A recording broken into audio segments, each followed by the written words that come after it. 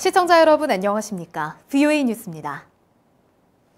북한 문제에 각별한 관심을 기울였던 톰 말리노스키 전 국무부 차관보가 이번 중간선거에서 하원 의원으로 당선됐습니다. 말리노스키 당선인은 대북 정보 유입을 강조하면서 앞으로 의회 지원을 위해 노력하겠다고 밝혔습니다. 조은정 기자가 인터뷰했습니다. 미국 뉴저지주 7선거구 연방 하원의원에 당선된 민주당의 톰 말리노스키 후보는 VOA와의 인터뷰를 통해 북한 문제에 대한 각별한 계획을 공개했습니다. 2014년부터 지난해까지 국무부의 민주주의, 인권, 노동 담당 차관보를 지낸 말리노스키 당선인은 TV와 라디오 방송, 책과 CD, USB를 통한 북한 내 정보 전달은 아주 중요하다고 강조했습니다. North Korea can only change if the North Korean people demand it. Their fellow Koreans in the South are enjoying far greater prosperity and freedom. Information programming carries that message. 말리노스키 당선인은 국무부 재직 때도 정보 유입을 통한 북한 변화 가능성을 주목했습니다. That is bound to have an impact on the thinking of people up and down the chain in North Korea. And we can't predict when that will start leading to political changes. 말리노스키 당선인은 앞으로 한국 정부와 접촉해 대북 정보 유입 지원을 당부할 것이라고 밝혔습니다. I hope to work in the Congress to make sure that the State Department has the funding it needs to fund all of the programs that have been supported in the past to get information to the people of North Korea.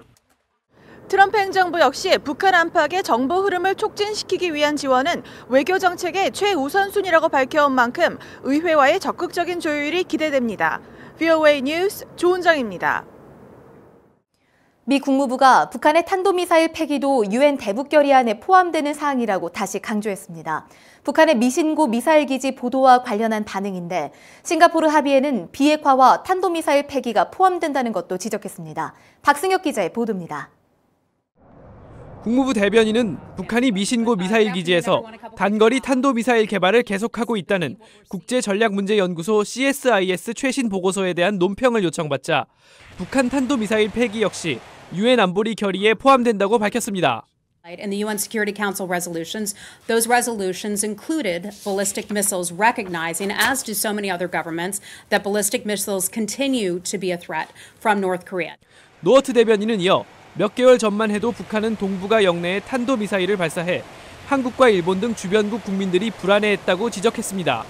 그러면서 북한 비핵화는 두 눈을 크게 뜨고 주시하고 있다면서 최종적이고 완전히 검증 가능한 비핵화, 즉 FFVD의 목표는 변하지 않았다고 밝혔습니다.